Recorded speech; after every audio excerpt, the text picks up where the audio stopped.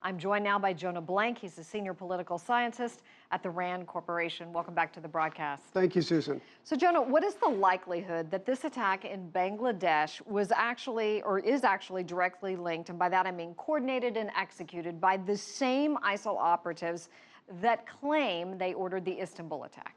So far, there's no evidence at all that this was planned outside of the country.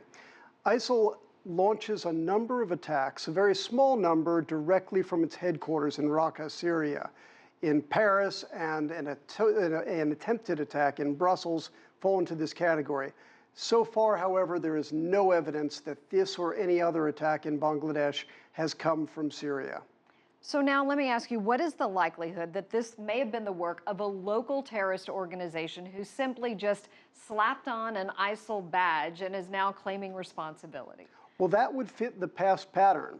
ISIL has claimed responsibility for a number of previous attacks in Bangladesh, and it's quite possible that an established group like Jamaatul Mujahideen Bangladesh, which has been around for a long time, could have carried out this attack and may even have associated itself with ISIL, but that doesn't mean that there's any foreign hand here. What do you make of what I was just talking to Sean about, the fact that the State Department had recently put Bangladesh on this list? Yes, well, the U.S. government and other governments, including that of Bangladesh, have become increasingly concerned about the rise in violence and militancy in Bangladesh. It's not only local groups, it's also foreign groups like Al-Qaeda in South Asia and the inspiration of ISIL. So there is a lot to be concerned about, but that doesn't mean that this is a Paris-type attack. It's interesting that Iraq's army commander, well, obviously, he now says Fallujah is liberated, okay. ISIL has obviously suffered some setbacks on the ground recently. So what is their message now, that we are still here?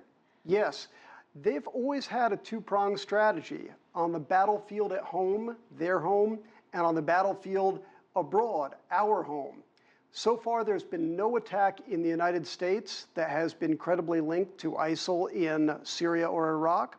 There have been very few in Europe, but ISIL has always been trying to strike at a lot of different levels and opportunistically to claim any attack that they can plausibly have a hand in. Moving on to Afghanistan, already locked in a battle with the Taliban, but now facing a growing ISIL threat. Is this the reason that the U.S. actually last month expanded the airstrikes? Well, it's one of the reasons. ISIL in Afghanistan is really an offshoot of the Taliban. And the Quetta Shura Taliban, that is the group founded by Mullah Omar, really does not like ISIL's splinter group. However, big Taliban, that is Quetta Shura Taliban, is also a real threat, a bigger threat in Afghanistan than ISIL is. So I'd say the U.S. and, more importantly, the Afghan government and people are fighting two very determined enemies at the same time. If this is the work of ISIL, Jonah, they're expanding here, Southern Asia, what should we be concerned about? Well, we should be concerned about exactly the same thing, as if this is local bad guys who are just using an ISIL label or having an ISIL label slapped onto them.